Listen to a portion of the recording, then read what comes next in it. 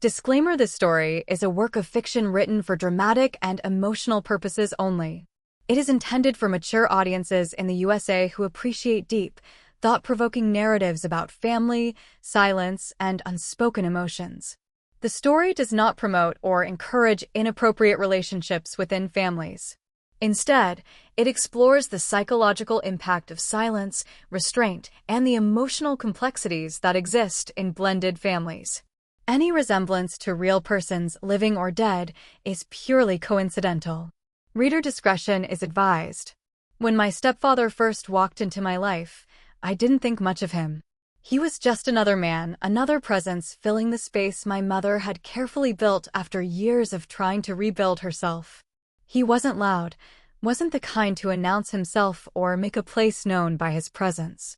He slipped into our lives quietly, like a shadow that blended with the light, noticeable only when you paused long enough to feel it.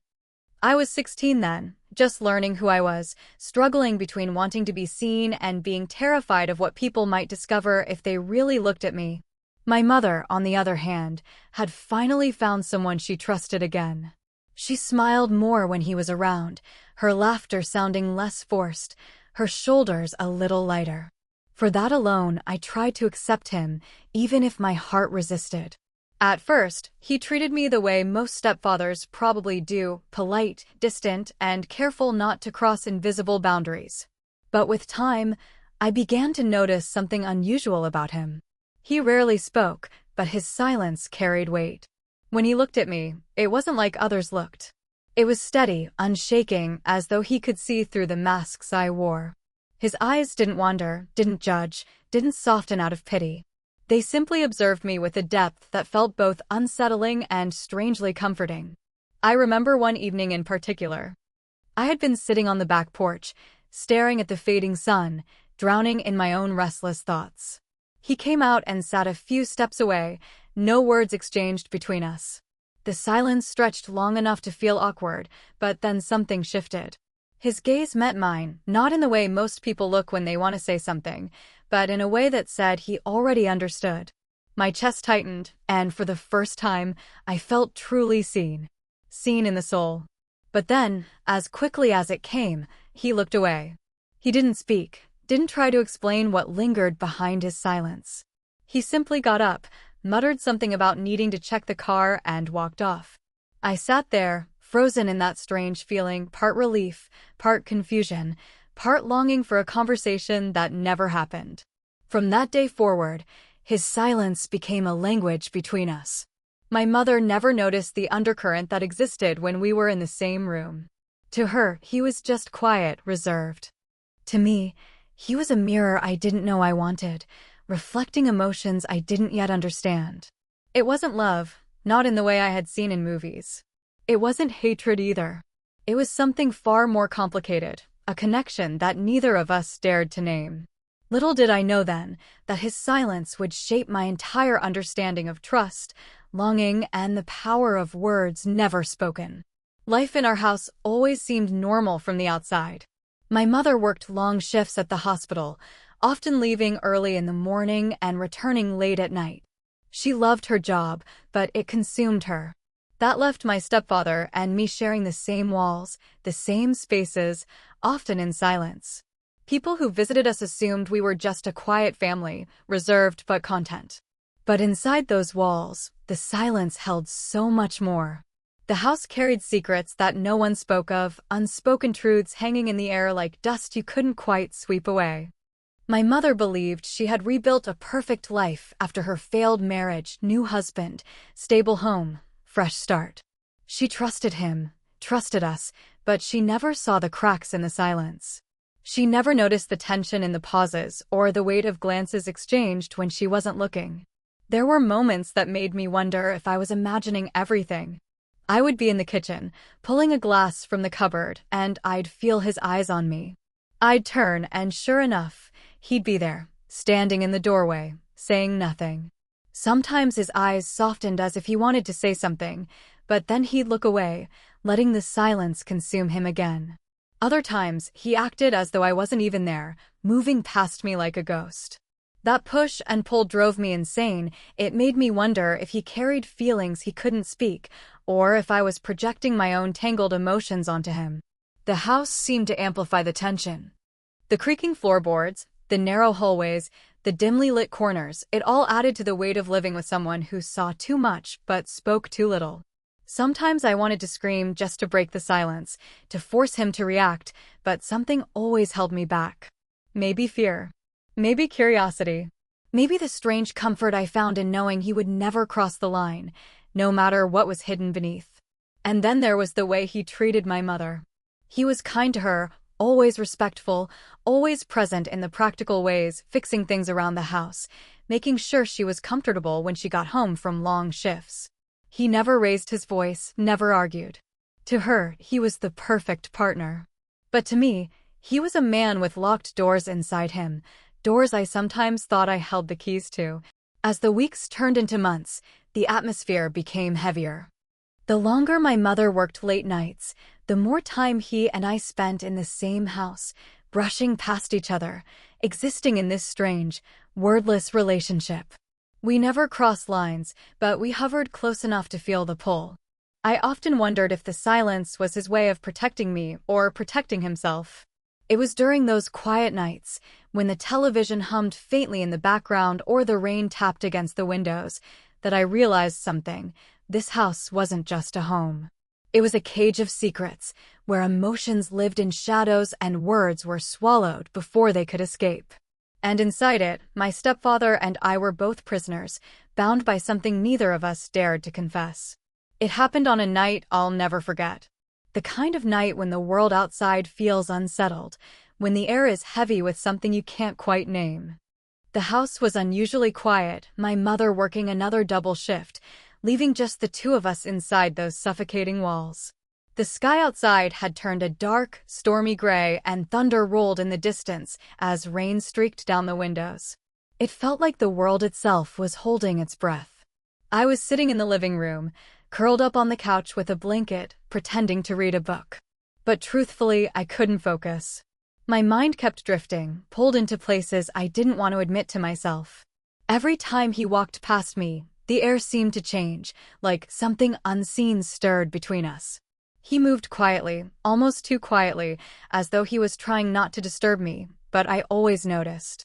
At one point, I looked up and caught him standing at the edge of the room. He wasn't doing anything, just watching me in silence. His gaze wasn't invasive, not like men in the outside world who stared for the wrong reasons. His eyes held something deeper, something heavier, as though he could see straight through me. In that moment, it felt like he was reading every thought I was trying to bury, every secret I was too afraid to speak. My chest tightened, and for a second, I thought he would finally say something, finally break the silence that had built between us for months. But he didn't. Instead, he turned his eyes away, the faintest sigh escaping his lips. He moved toward the hallway, his hand brushing against the wall as he walked, and disappeared into the kitchen without a word.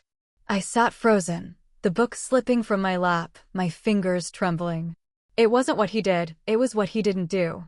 He saw me. He saw the girl I pretended to be, the woman I was becoming, the turmoil I carried inside.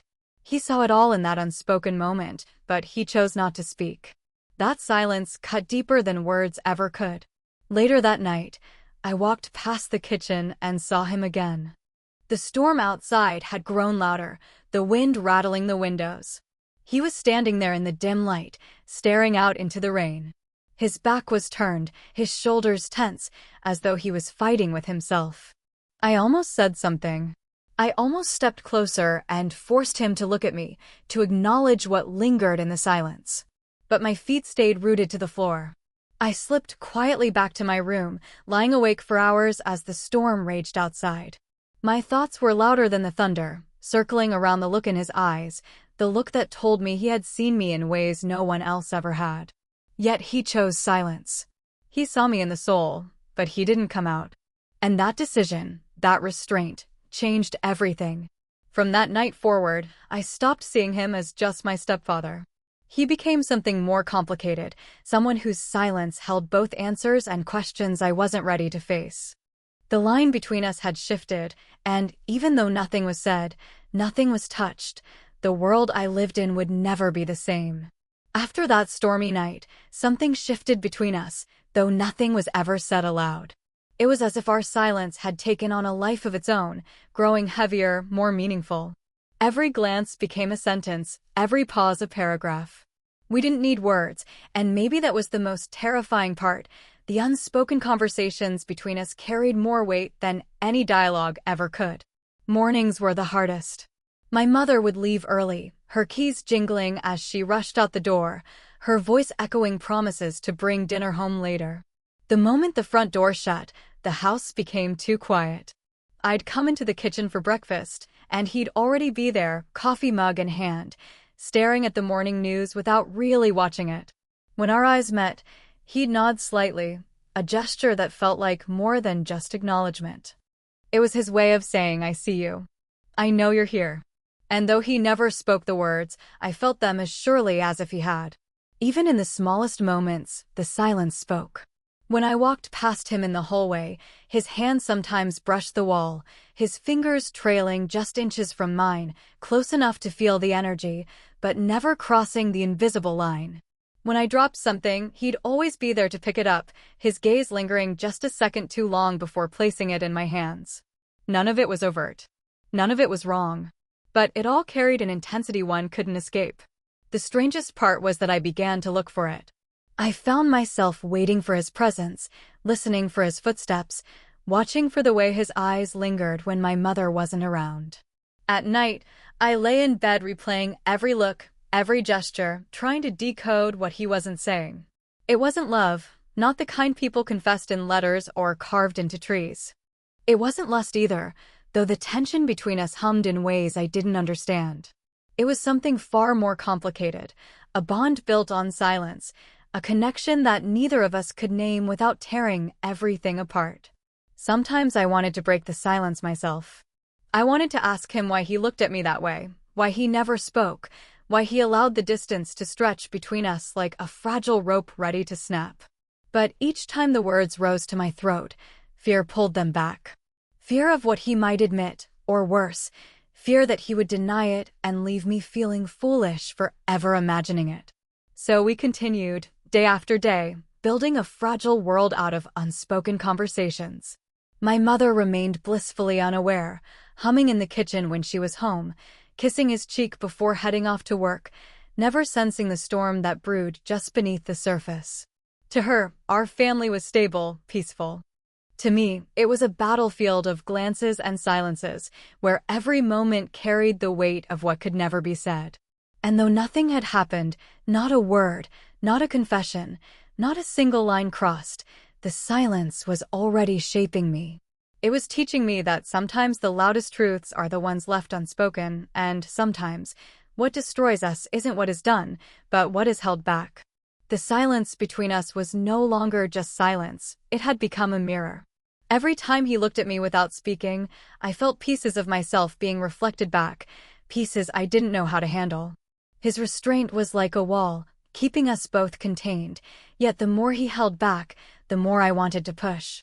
The war wasn't between him and me, it was inside me. I began to question myself constantly. Was I imagining it all? Were his eyes really saying more than his lips ever dared? Or was I just a lonely girl desperate for acknowledgement? Some nights, I convinced myself it was all in my head, that he was simply a quiet man with no hidden meanings.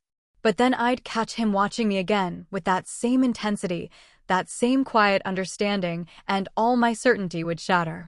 Memories became evidence in the trial I was conducting inside my own mind. The way he fixed the strap of my backpack once, his fingers brushing mine longer than necessary. The night he draped a blanket over me when I had fallen asleep on the couch, his touch so careful, so deliberate, that it woke me without him realizing. The way he sometimes opened his mouth as if to say something, then closed it quickly, swallowing words that seemed to burn on his tongue. These weren't accidents. They couldn't be. And yet, he never allowed them to become more. The contradiction tormented me.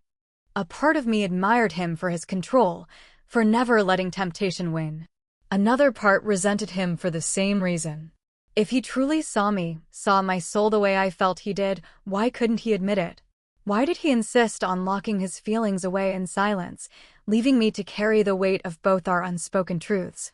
I would stand in front of the mirror at night, staring at my reflection, trying to see what he saw. Was it innocence? Was it maturity? Was it simply the echo of a broken family trying to find connection where it shouldn't exist? The questions ate at me, leaving me restless and conflicted. The hardest part was the loneliness. My mother, wrapped in her work, never noticed the shifts in my moods. My friends at school had no idea about the silent storm brewing in my home. I carried it all alone, every glance, every silence, every unanswered question. And in that loneliness, my desire to confront him grew. I wanted to break him, to force him to confess, to release me from the prison of wondering. But each time I imagined confronting him, my courage faltered. What if I was wrong? What if I spoke my truth and shattered the fragile balance of our home? What if he denied it all, leaving me drowning in shame? The confrontation remained trapped inside me, clawing at my chest, but never finding the air. And so I lived in the tension, resenting his silence, craving his confession, and fearing the consequences of either. It was a battle that left me exhausted, a confrontation that never made it past my lips. But in my heart, the war raged louder every day. It was inevitable. Silence can only stretch so far before it snaps. For months we had been circling each other in the same confined space, letting unspoken words fill the air between us. Every glance, every pause, every restrained gesture had built a tension so heavy that even the walls seemed to carry it. And then one evening, when the house was empty except for the two of us, it finally reached its breaking point. My mother had gone away for the weekend, a rare trip to visit her sister. That left us alone, with no distractions, no buffer, no escape. The house felt different without her presence. Quieter, darker, as though it knew the storm it was about to host. We both tried to act normal at first. He cooked dinner, moving around the kitchen with steady hands, and I sat at the table pretending to scroll on my phone. But every sound, the clink of silverware, the hiss of boiling water, felt louder, heavier. We ate in silence, though our eyes met more than once across the table. Each time, it felt like an invisible rope pulling us closer, daring one of us to break. After dinner, I found myself in the living room, the glow of the lamp casting soft shadows across the walls. He joined me, sitting on the other end of the couch. The air between us was thick, almost unbearable. I could feel his presence like a pulse against my skin. Neither of us spoke, but the silence had stopped being safe. It had become dangerous. Finally, I turned to him. "Why do you look at me that way?" The words slipped out before I could stop them, trembling, raw. My voice broke the spell, and for the first time, his face changed. His jaw tightened, his eyes darkened, and for a moment, I thought he might finally tell me everything I had been dying to hear. But instead, he leaned back, pressing his palms against his knees, his silence louder than ever. "You don't know what you're saying," he whispered at last, his voice low and strained. "Yes, I do," I said, my heart pounding. "You see me. I know you do. But you never," my words cracked before I could finish. He stood abruptly, pacing the room, running a hand through his hair as though fighting with himself. His silence was no longer calm, it was restless, broken. He turned toward me once, his eyes burning with something unspoken, then quickly looked away. That moment shattered me. He had seen me, admitted it with his eyes, but once again he refused to cross the line. His silence wasn't protection anymore, it was punishment. He chose to lock it away, to leave me drowning in questions, to pretend as though the truth didn't exist. The breaking point wasn't a kiss, a touch, or even a confession. It was the silence that followed my plea. The silence that said everything and nothing at once. He saw me, he wanted to speak, but he didn't. And in that refusal, he broke something inside me that I would never get back. When he finally walked out of the room, leaving me alone on the couch, I realized the silence had won. It had become stronger than both of us, stronger than truth, stronger than love, stronger than courage. And in its strength, it had broken me. The days after that night were unbearable. The house didn't feel like home anymore. Every corner, Every hallway, every shadow seemed to echo the silence that had grown between us. I moved through it like a ghost, carrying the weight of unspoken truths that neither of us dared to confront. The tension wasn't just in the air, it was in my chest, in my head, in every step I took. I avoided him when I could, but avoidance was impossible. We lived under the same roof, shared the same spaces, and every encounter reminded me of that night. His eyes, once full of unspoken understanding, now seemed distant, guarded, as if he were retreating into a world I could no longer reach. And yet, there were moments when the old connection flickered, a glance in the kitchen, a hand brushing a cup off the counter, a sigh that didn't need explanation. Each flicker left me reeling, questioning everything I felt. I began to question myself more than ever. Was I wrong to feel this way? Had I imagined his attention, his quiet intensity?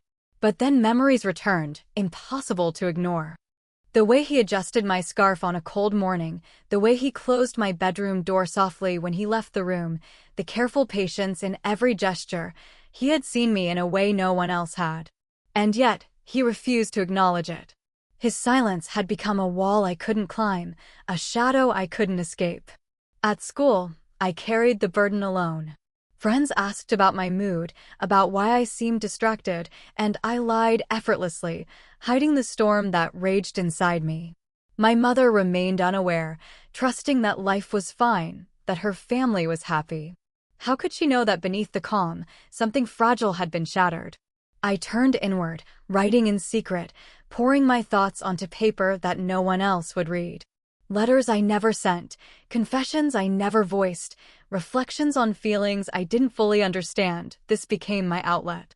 It was a way to cope, a way to process the confusion, the longing, the heartbreak that came from a silence louder than any argument or confession.